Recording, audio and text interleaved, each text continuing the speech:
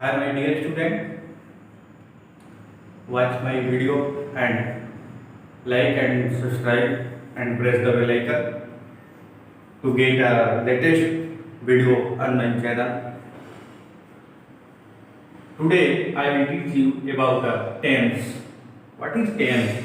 Tense means time. Tense means time. That means tense refer to a time and we know that there are three types of time: present tense, past time and future tense.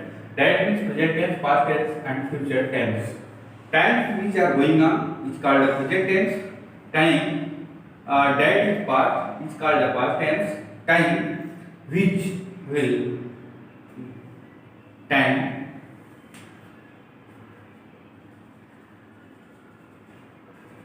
which is start about to. That means times जो आने वाला समय होता है उसको बेटा future tense बोलते हैं। तो प्रेजेंट टेंस का मतलब कि जो गोइंग ऑन वो प्रेजेंट टेंस होगा, जो पास्ट हो चुका है यानी पास्ट हो चुका है उसको पास्ट टेंस बोलेंगे। और work types of work that will come it's called future tense. आइए सबसे पहले हम यहाँ पे समझ लेते हैं कि टेंस के थ्री पार्ट्स हो गए, यानी कि टाइम के अकॉर्डिंग देखा जाए तो इसके थ्री पार्ट्स हो गए: प्रेजेंट टेंस और पास्ट टेंस, फ्यूचर टेंस।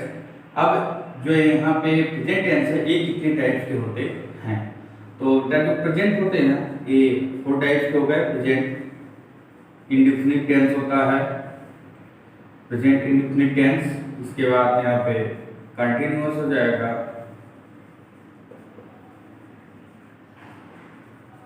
और यहाँ पे जो आएगा बेटा वो परफेक्ट टेंस आ जाएगा, और फाइनली जो यहाँ पे आएगा बेटा वो आएगा परफेक्ट कंटिन्यूअस टेंस। इस तरह से फोर टाइप्स के होते हैं। कहने का मतलब बेटा आप ये ध्यान दीजिएगा, यहाँ पे जो होते हैं इसके थ्री टाइप्स हो गए टेंस के, और इन थ्री टाइप्स में ईच जो टाइप्स के आप सेंटेंस होते हैं इस टाइप के फोर टाइप्स हो गए, यानी ईच टाइप सेंटेंस के फोर टाइप्स हो गए। यानी जो टोटल टेंस के टाइप्स हो जाएंगे, इनके जो टोटल पार्ट्स हो जाएंगे 4 3 12 हो जाएंगे। कितने हो जाएंगे बेटा? 12 हो जाएंगे। यहाँ पे आप ऐसे समझ लीजिए बेटा कि जैसे इंडेफिनिट है तो प्रेजेंट इंडेफिनिट टेंस हो जाएगा, प्रेजेंट कंटीन्यूअस हो जाएगा, प्रेजेंट परफेक्ट हो जाएगा, प्रेजेंट परफेक्ट कंटीन्यूअस हो जाएगा। ऐसे ही बेटा आप यदि पास्ट में आएंगे तो पास्ट इंडेफिनिट टेंस हो जाएगा, पास्ट कंटीन्यूअस टेंस हो जाएगा, पास्ट परफेक्ट टेंस हो जाएगा, पास्ट परफेक्ट कंटीन्यूअस हो जाएगा। और इसी तरह से जब फ्यूचर में जाएंगे बेटा तो future indefinite tense, future continuous tense, future perfect tense, future perfect continuous tense होगा। क्लियर? आइए यहाँ पे सबसे पहले हम प्रेजेंट इंडेफिनिट टेंस को आज जानेंगे। प्रेजेंट इंडेफिनिट टेंस क्या है? कुछ भी इसमें डिफिकल्ट नहीं है बेटा, केवल आप लास्ट तक वीडियो देखते रहिएगा। और I hope that you will be able to understand this process. So, present tense. Present tense. I am. Why? I have a pen. I have gone to market. They have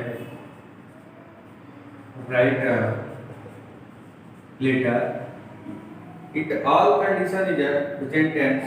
ये सब जो condition है बेटा ये present tense के हैं, जैसे I am a boy, I have a pen, I have gone to market, they have write a letter। ये जितनी भी जो भी कंडीशंस हैं बेटा आप ये ध्यान दीजिएगा। they have राइट कभी नहीं होगा, जब भी यहाँ होगा बेटा they have यहाँ पे हो जाएगा राइट रूट रिटर्न होता है, they have written a letter। यहाँ पे आप देखिए ये I am a boy ये सिंपल प्रेजेंट टेंस है बेटा, I have a pen simple present tense रहेगा बेटा।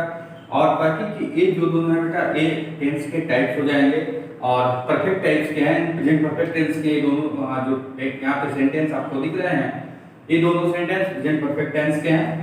इसके लिए इसको हमें यहाँ पे ये समझना होगा बेटा जो भी हैं ये सब प्रेजेंट के पार्ट्स हैं, यानी ये सभी जो फोर यहाँ पे सेंटेंस आपको दिख रहे हैं ये फोर सेंटेंस जो है प्रेजेंट टेंस के हैं। कुछ एग्जांपल्स यदि अभी भी आपको प्रेजेंट टेंस में कोई भी डाउट हो तो आप ले सकते हैं। मेनली देखिए मैं आपको एक चीज बता देता हूँ, कहीं भी अगर प्रेजेंट टेंस के कोई पार्ट्स नहीं है, प्रेजेंट टेंस का कोई टाइप नहीं है, that means it will be simple present tense. यानी प्रेजेंट टेंस का कोई भी पार्ट्स यदि नहीं है तो वो आपका सिंपल प्रेजेंट टेंस होगा। और जब सिंपल प्रेजेंट टेंस हो जाएगा बेटा तो उसमें जो हम हेल्पिंग वर्ब यूज करेंगे वो इज एंड आर यूज करेंगे।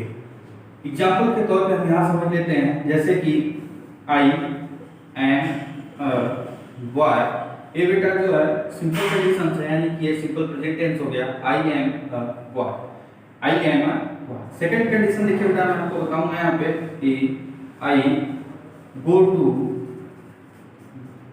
मार्केट। यहाँ पे बेटा हम इज एम आर यूज नहीं करेंगे क्योंकि बेटा ये इंडेफिनिट में चला गया, यानी इसमें I go to market it is refer to a habitation, ये एक हैबिटेशन को रिफर कर रहा है, इसलिए ये बेटा जो होगा आपका इंडेफिनिट टेंस हो जाएगा।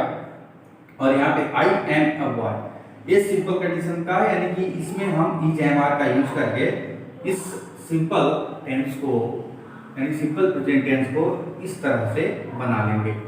अगर यहाँ पे बेटा आई एम अ बॉय है, अगर कहीं यहाँ पे अगर ही आ गया तो बेटा हम यहाँ पे ही और इज अ बॉय लगा लेंगे। अगर कहीं यहाँ पे यू आ गया तो यहाँ पे बेटा यू के साथ हम आर को यूज करेंगे, यानी कि सिंपल जो प्रेजेंट टेंस होगा उसमें इज एम आर हम यूज करेंगे। ये दिमाग में आप अपने सेट कर लीजिएगा कि सिंपल प्रेजेंट टेंस है तो इज एम आर ही यूज होगा, इसके अलावा कुछ अदर यूज नहीं होगा। आइए हम इसके पार्ट्स की बात कर लेते हैं, यानी इसके टाइप्स की बात कर लेते हैं। देखिए इसके जो टाइप्स होते हैं, जैसा कि हम आपको बता चुके हैं कि 4 टाइप्स होते हैं, यानी कि जो टेंस होता है मेनली 3 टाइप्स का होता है, और जो 3 टाइप्स होते हैं ईच के 4 पार्ट्स होते हैं। तो यहाँ पे जो प्रेजेंट टेंस है इसका एक पार्ट है indefinite. Indefinite tense, indefinite tense को हम समझ लेते हैं कि क्या है। देखिए इंडेफिनिट टेंस को आपको बिल्कुल आसान लैंग्वेज में इसको समझना है बेटा। It is refer to a habitation, ये जो रिफर करता है बेटा एक हैबिटेशन को रिफर करता है।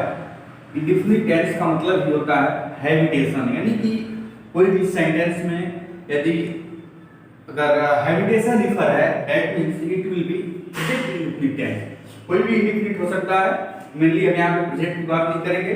अगर हैबिटेशन रिफर कर रहा है और उसके साथ साथ प्रेजेंट टेंस का फीचर्स है देन प्रेजेंट इंडेफिनिट होगा, पास्ट टेंस का फीचर है तो पास्ट इंडेफिनिट होगा, और फ्यूचर टेंस के फीचर्स होंगे तो फ्यूचर इंडेफिनिट टेंस होंगे।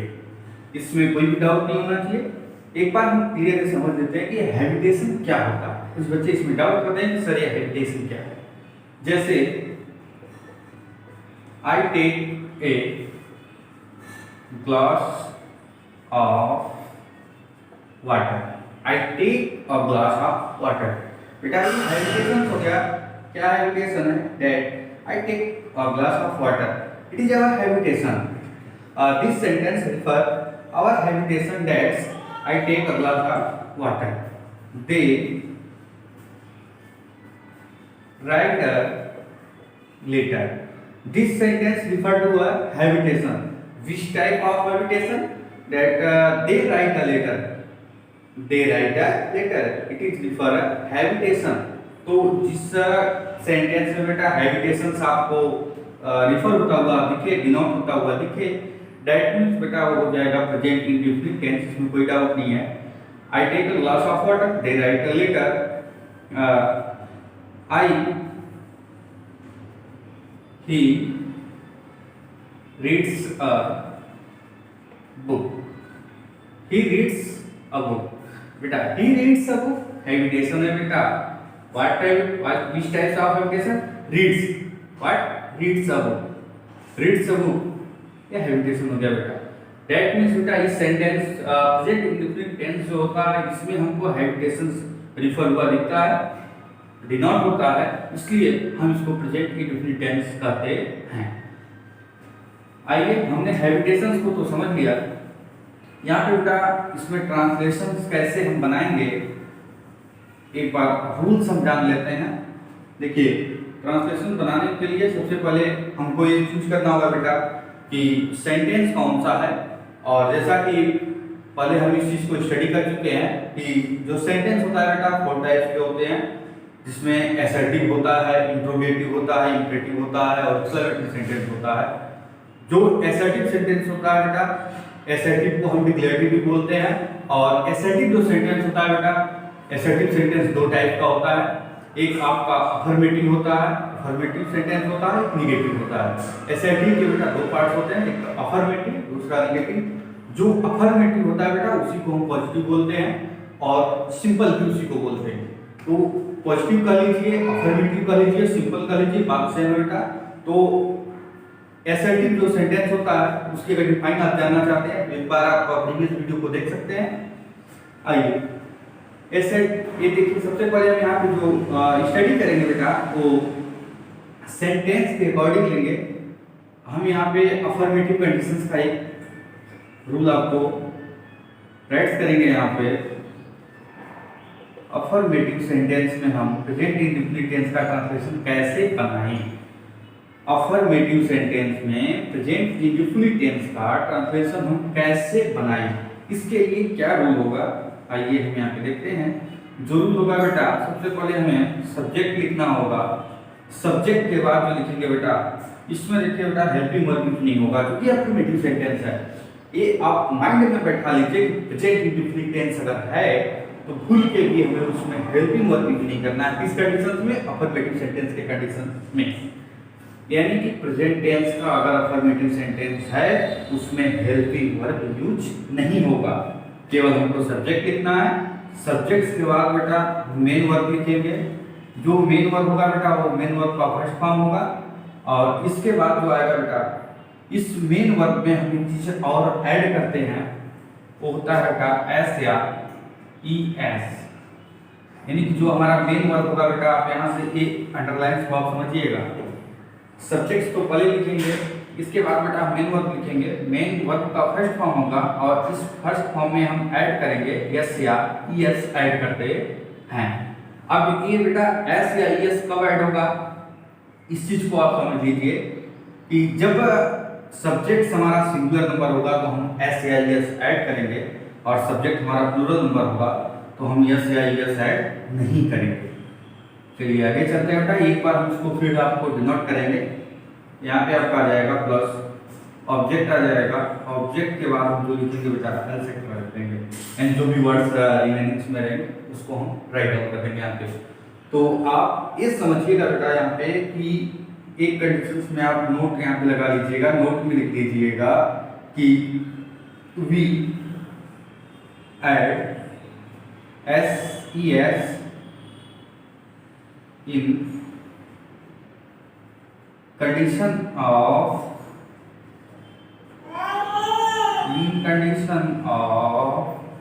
singular number, यानी कि वी एड एस या s condition of singular number, यानी केवल सिंगुलर नंबर के ही कंडीशंस में एस या एस ऐड होगा और प्लूरल नंबर रहेगा। तो प्लूरल नंबर में बेटा हमको भूल के भी एस या एस ऐड नहीं करना है। आइए यहाँ पे आप इस रूल्स को नोट कर लीजिएगा। इस रूल्स के अकॉर्डिंग बेटा हम यहाँ पे ट्रांसलेशन आपको ऊपर आपका हो गया होगा। यहाँ पे हम आपको कुछ एग्जांपल्स, कुछ फीचर्स दे देते हैं। ये बेटा हम इसके कुछ एग्जांपल्स को समझ लेते हैं। सब्जेक्ट हो गया, मेन वर्ब हो गया।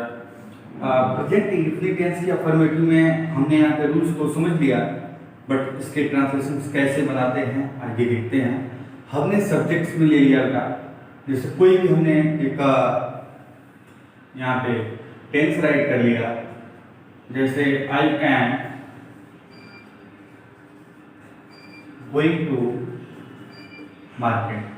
इस को जब हम ट्रांसलेट करेंगे इंडेफिनिट में, आइए देखते हैं कि I am going to market को इंडेफिनिट में कैसे ट्रांसलेट करेंगे। यहाँ पे जो बेटा सब्जेक्ट होगा हमारा आई होगा, सो हम यहाँ पे आई राइट करेंगे। इसके बाद बेटा मेन वर्ब का फर्स्ट फॉर्म यानी गो, इट इज प्रेजेंट पार्टिसिपल, सो यहाँ ओनली गो रहेगा बेटा। इसके बाद एस या एस ऐड करना है किस कंडीशंस में, व्हेन सिंगुलर विल बी, जो हमारा सब्जेक्ट है वो सिंगुलर होगा। सिंगुलर कंडीशन में बेटा एस या एस ऐड होगा, यानी कि हमारा यहाँ पे सिंगुलर नंबर नहीं है, सो एस या एस ऐड नहीं होगा। इसके बाद जो बेटा आ जाएगा यहाँ पे टू मार्केट आ जाएगा। कितना आसान है आप देखिए कि हमने I am going to markets को इंडेफिनिट टेंस में कैसे बनाया। आई गो टू मार्केट बिल्कुल इजी है बेटा, आप इसको समझ सकते हैं। दूसरा एग्जांपल जैसे कि ही हो गया, अगर बेटा आई की जगह ही हो जाए तो हमको यहाँ ईएस लगा देना होगा, ही गोज टू मार्केट हो जाएगा, ही गोज टू मार्केट हो जाएगा। यहाँ पे इस चीज का आप विशेष ध्यान दीजिएगा। अगर और कुछ एग्जांपल्स लेके आप समझना चाहते हैं तो हम आपको बता सकते हैं। यू राइट अ लेटर्स हो गया, ये अफर्मेटिव कंडीशंस है, ठीक है।